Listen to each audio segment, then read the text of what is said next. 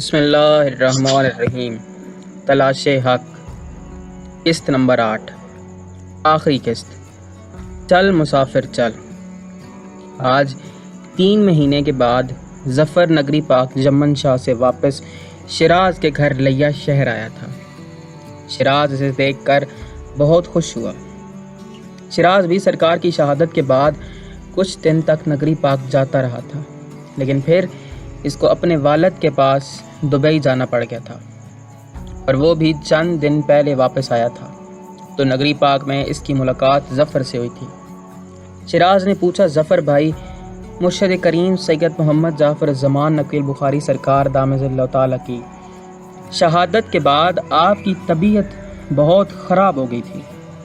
ظفر کہنے لگا، ہاں، سرکار کی شہادت کا سن کر جب میں نگری پاک پہنچا تو میری حالت بہت خراب ہو گئی تھی۔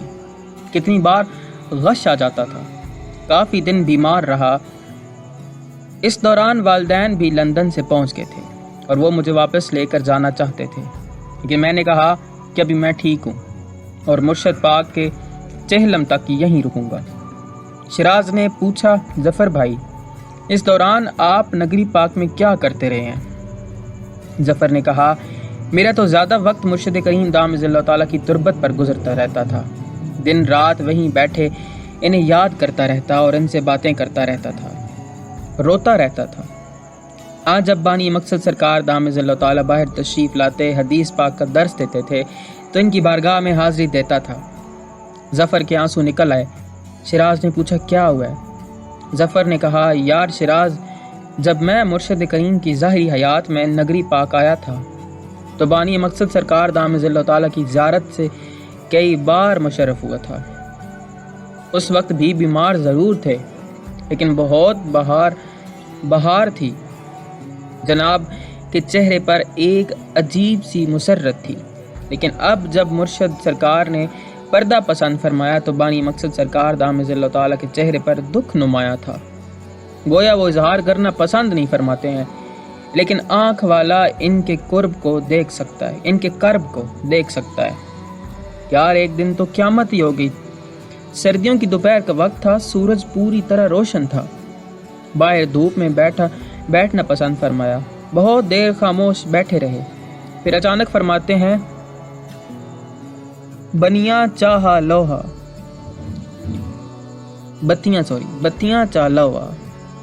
یعنی لائٹس آن کر دو۔ یہ سننا تھا، میری چیخ نکل گئی، یعنی ان کی آنکھوں کے سامنے اندھیرا تھا۔ ایک دفعہ فرمانے لگے، یقین تھا ایسے جوان سالے بیٹے راز نہیں آتے۔ شیراز کہنے لگا، ظفر بھائی، بانی مقصد پاک سرکار دامت اللہ تعالیٰ کا کمال کا ضبط تھا۔ جب صبح جنازہ تھا، ہر شخص چیخیں مار مار کر رو رہا تھا، لیکن آپ خاموش تھے۔ اگر کوئی پاس جاتا تھا افسوس کے لیے تو فرماتے تھے، آپ بہت پیار کرتے ہیں اپنے سائیں سے جو رو رہے ہیں، لیکن انہیں تو کفن مل گیا ہے۔ اگر رونا ہے تو پاک شہزادے علی اکبر علیہ الصلوۃ والسلام کے پاک بابا علیہ الصلوۃ والسلام کو سب رو لو، انہیں تو کفن بھی نہیں ملا۔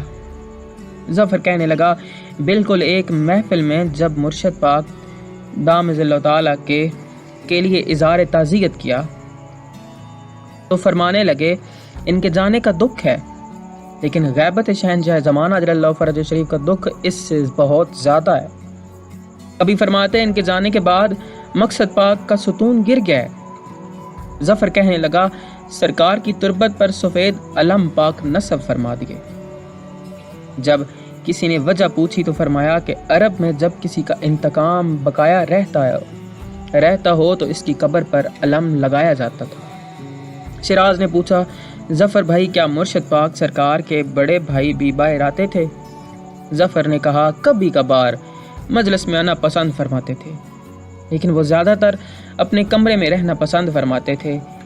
ان سے اگر کوئی سرکار کی بات کرتا تھا تو شدت سے گریہ شروع کر دیتے تھے، جن کی وجہ سے پھر کوئی ان سے بات نہیں کرتا تھا۔ ایک دن کچھ نئے لوگ بانی مقصد پاک سرکار دامت اللہ تعالیٰ کی بارگاہ میں تشریف لائے اور پوچھا کہ ہم نئے لوگوں کے لیے کیا حکم ہے؟ آپ نے فرمایا، آپ سب شہنشاہ امام زمانہ جل اللہ فرج شریف کے ساتھ توسل و رابطہ کریں۔ وہ جس کی اطاعت کا حکم فرمائیں پھر اس کی اطاعت کریں، اور خبردار ہر شخص اپنا توسل کرے۔ یہ نہ ہو کہ ایک شخص توسل کرے اور اسے کسی کی اطاعت کا حکم ملے تو وہ سب کو کہے کہ مجھے فلاں کی اطاعت کا حکم ملا ہے تو تم سب بھی اس کی اطاعت کرو۔ نہیں، ایسا ہرگز نہیں، بلکہ ہر شخص اپنا توسل کرے اور حکم لے۔ شیراز کہنے لگا، ظفر بھائی اب آپ کیوں واپس چلے آئے ہیں؟ کوئی حکم ملا ہے؟ ظفر کہنے لگا، میں مرشد کریم سرکار دامِ ظلہ تعالیٰ کی تربت مبارک پر بیٹھ کر انہیں یاد کر کے گریہ کرتا رہتا تھا۔ ایک دن خواب میں تشریف لائے اور فرمایا، ظفر اب رونا دھونا بس کرو اور مالک اجل اللہ فرج شریف کی نصرت شروع کرو۔ ہم ہر جگہ تمہارے ساتھ ہیں، کہیں نہیں گئے۔ یاد رکھو ہمارے لیے اہم ترین چیز ہمارا مقصد پاک ہے، اس لیے اب اٹھو اور یہاں سے نکلو۔ ویسے بھی کل سے دودھ کی سبیل شروع ہونے والی ہے، تمہیں اب اجازت ہے۔ تمہارے بیرون ملک میں مقصد پاک کی ضرورت ہے۔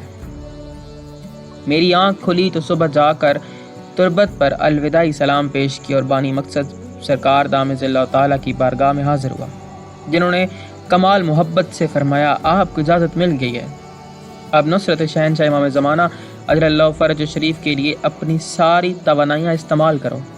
میں نے کہا، اگر اجازت ہو تو میں ایک دفعہ اپنے درینہ مقصد پاک کے ساتھی رفیق کی قبر کو آخری مرتبہ الوداع کرنا چاہتا ہوں۔ یہ سن کر بڑی حسرت سے فرمانے لگے، آپ کے سائیں کا بھی ایک رفیق تھا، ہو سکے تو اس کی قبر پر سلام کر لینا۔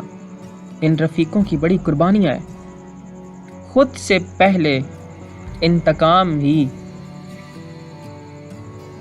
سے بھی پہلے انتقام ہی ان مظلوم رفیقوں کا ہونا ہے۔ پھر مجھے اجازت فرمائی تو میں سلام پیش کر کے واپس آ گیا۔ اب میں تمہیں لینے آیا ہوں، ہم یہاں سے رفیق کی قبر پر جائیں گے، وہاں سے تم مجھے ایئرپورٹ چھوڑو گے اور پھر گاڑی سردار صاحب کے ڈیرے پر چھوڑ دینا۔ شیراز نے کہا، جیسے ظفر بھائی آپ کا حکم ہو۔ ظفر اور شیراز آخری مرتبہ رفیق کی قبر پر گئے۔ ظفر کافی دیر قبر پر بیٹھا رہا، رفیق کے ساتھ راز و نیاز کرتا رہا۔ اس دوران زاہد ان کے پاس آیا اور سردار صاحب یاد فرماتے ہیں کا پیغام دیا۔ اگر ظفر نے اتنی غضبناک نگاہوں سے اسے دیکھا کہ وہ ڈر کر وہاں سے بھاگ گیا۔ رفیق کی قبر سے الوداع ہونے کے بعد وہ واپسی کے لیے روانہ ہو گئے۔ ظفر نے گاڑی میں میوزک لگا دیا جس کے بول تھے، چل مسافر چل، چل مسافر چل، یادوں کے اس شہر سے دور، غم کی سرحد کے اس پار تیری منزل، چل مسافر چل۔